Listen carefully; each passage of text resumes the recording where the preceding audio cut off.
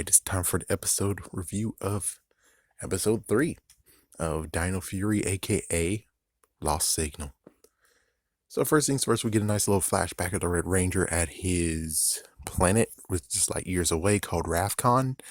And then, lo and behold, the Pink Ranger actually sit down and talked with him. And, well, the good news is, well, one thing is that it's kind of cool that they actually have a cutaway thing to actually go to the next scene. Pretty cool. So it turns out that the two other Zords are trying to be put online. Awesome. And he got a message. Yeah, so Solon actually tried to get him a message, but one of the pieces actually burned out. I would hope they kind of could do what happened with Spider-Man and Spider-Man PS4, which is get whatever solution they can and scrub it clean. And then there you go. But anyways, they decide to actually try to find an outer source to help them. There's two choices, of course. There's the Blue Ranger's choice, which is the observatory, and there's the Pink Ranger's choice, which is the fortune teller. And it just get kind of like, you trifling, you trifling. The fact that he's like, I'll get you $15. Blue Ranger, can I have $15? It's like, what the like, what the I would figure she actually would do a quick thing at her freaking job. Yeah, buzz blast, and then there you go. Like, for instance, she could easily get the money by cutting out the next scene and she's filming it. So she actually will be filming the fortune teller and she gets like, what, $20 from it? So she gets to have $5 extra. But anyways, no, they actually go there, and it turns out her boss and Jay Borg, not Jay Bot, Jay Borg, is there. My mistake. And it turns out that she's getting a reading. It turns out that she has psychic abilities, and it's a good idea to tie your freaking scarf around your eyes and open your other senses. Most likely that might be foreshadowing. Then she goes out and now she's like, I'm going to help the Rangers find Spore Eggs using my psychic abilities. And it's like, oh, great. And then you have Jay Borg filming it all. Is that really horrible?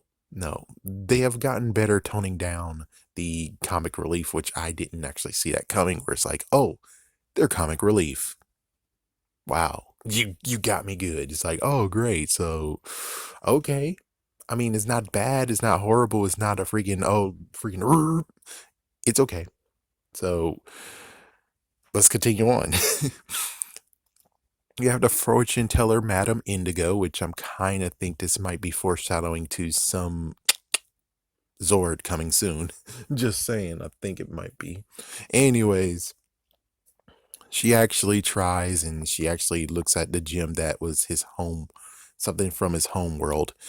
And she told him something that most likely they already figured out. I mean, it's easy to figure out what she said is most likely true. The fact of they miss you, which makes sense, and they want to actually contact him, makes sense. That most likely might be true.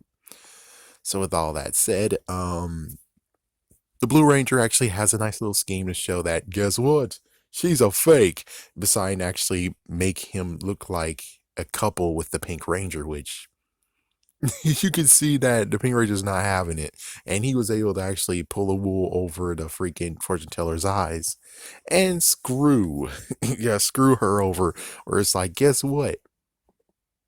It turns out that you're a fake, because she's like, oh, she does a reading on their future, and it's like, oh, you guys had a good relationship and it's going to go on into the future. And it's like, she gets the freak out of there. The Blue Ranger winks at the Red Ranger and then get out. And then it's like, yeah, so she's a fake. And now they go to the observatory. Meanwhile, when it comes to the boss and Jayborg, she's just bumbling around the place because she's trying to do her senses. And then it's like, oh, well, now she almost stepped into cement, but Jayborg stepped into cement. There's a spore eggs right over there, which weirdly enough, the construction workers didn't see it. And, well, just some fun hijinks where it's like Jayborg now has a bucket of cement in on her, and the boss is now in a bus, which I don't understand why the bus driver was like, hey lady, you sure you want to be here? It's like he just closes the freaking thing and just drive away. And now the Sporix has a form now, an actual form that can cause harm. So we come back as Vipera forms, and of course, Jayborg is just there, very, very, she can't do anything. Of course, we get a call because, well, Jayborg actually uses the hotline, awesome, and then they actually go against the monster for the first time. And the monster, of course, has Medusa eyes, which means that, you can't stare into her.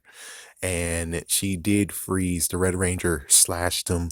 The Blue Ranger, Pink Ranger morphs. They do try, but it was a messed up attempt. And of course, well, we have. I'm sorry, but I'm changing his name to Fungus. So Fungus actually shows up and be like, "Oh, here's a camcorder that Jayborg had. Freak it, I'm gonna take it." And they both just they go somewhere else. So as soon as they do that, I'm pretty sure the insert most likely is the fact of they went to Void Night and got a laptop somehow. I don't know. I don't know how they got a laptop, but they got something. They got a laptop and they got the camcorder, and now they're actually doing a loop of where she's like, "Look into my eyes, and now you'll be still forever. Look into my eyes." It's like, oh crap. The Blue Ranger and Pink Ranger actually goes and investigate. Oh wait, first they did go to the observatory. Turns out it's merely nothing. And then the Red Ranger, Zato, needs to actually go chill out.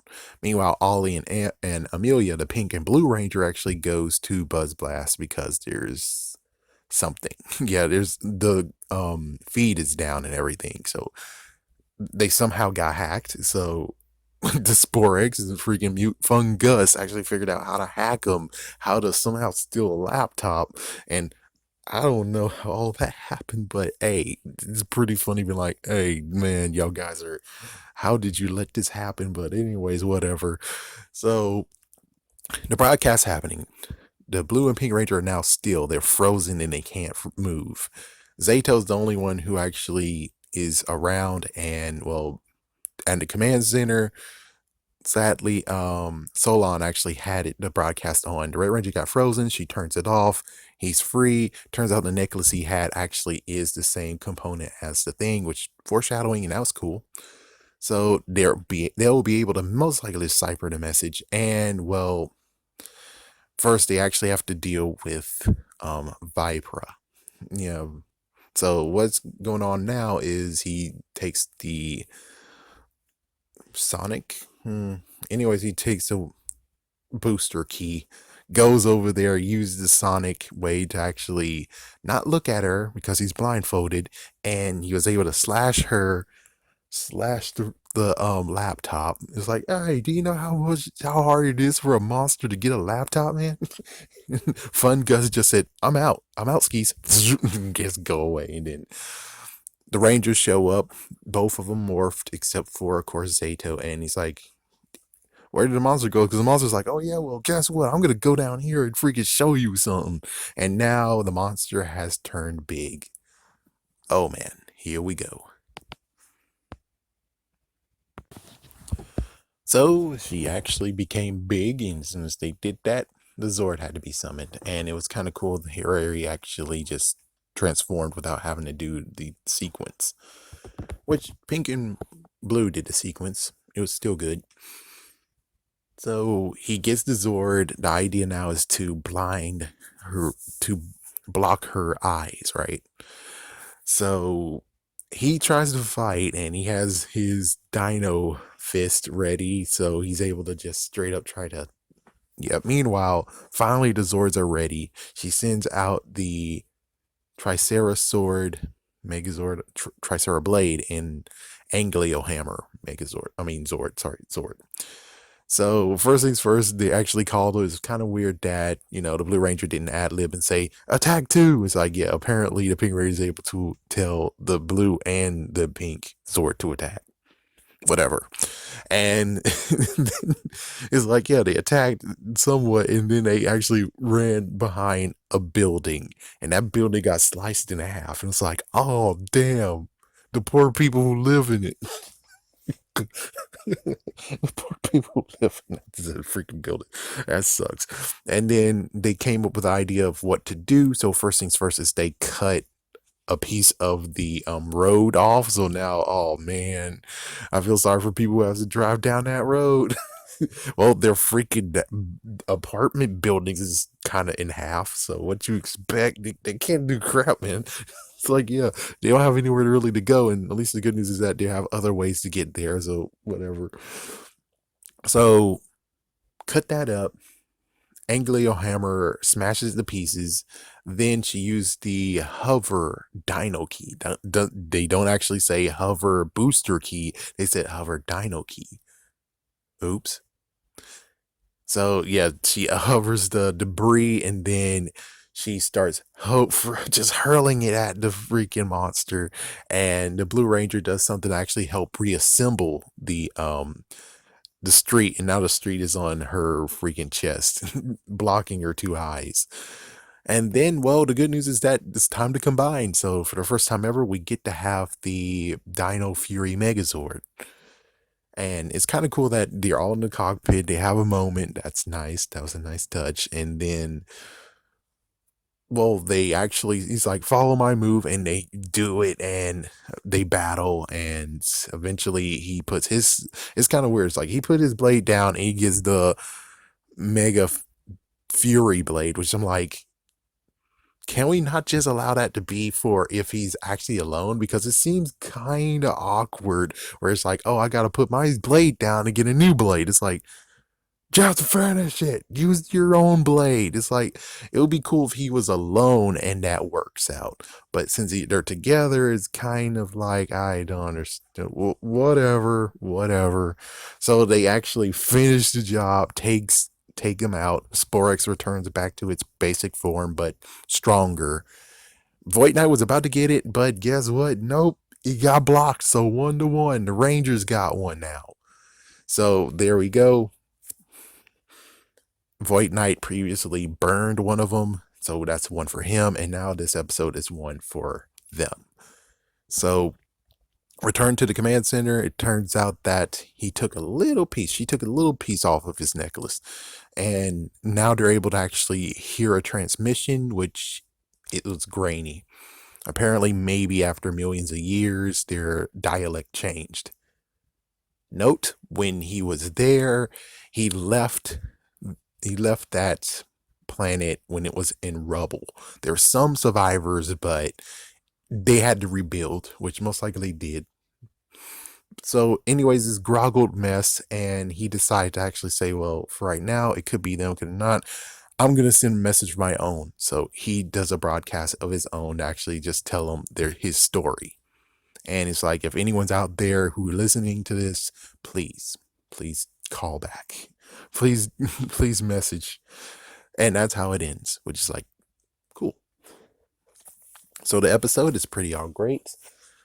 Kind of now have to be a little bit suspicious, being like, are you guys using the boss and Jayborg as comic relief now?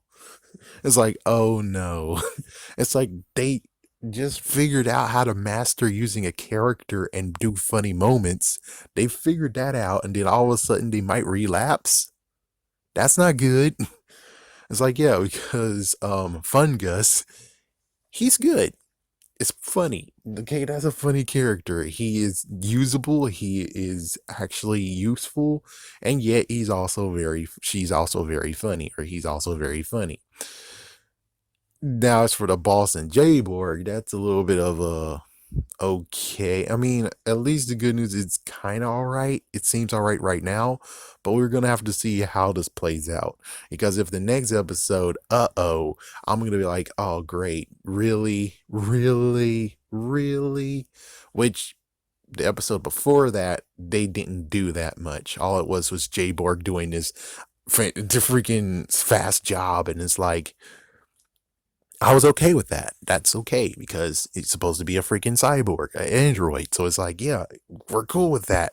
But this one is kind of like, okay, we might have to have a talk, because if you're going to do this again for the second time, which most likely I mean, it's not, I can't say they won't do it. I can't say they won't. I'm just saying that it doesn't seem like they're actually setting her up as the comic relief, but it kind of sort of does seem like it.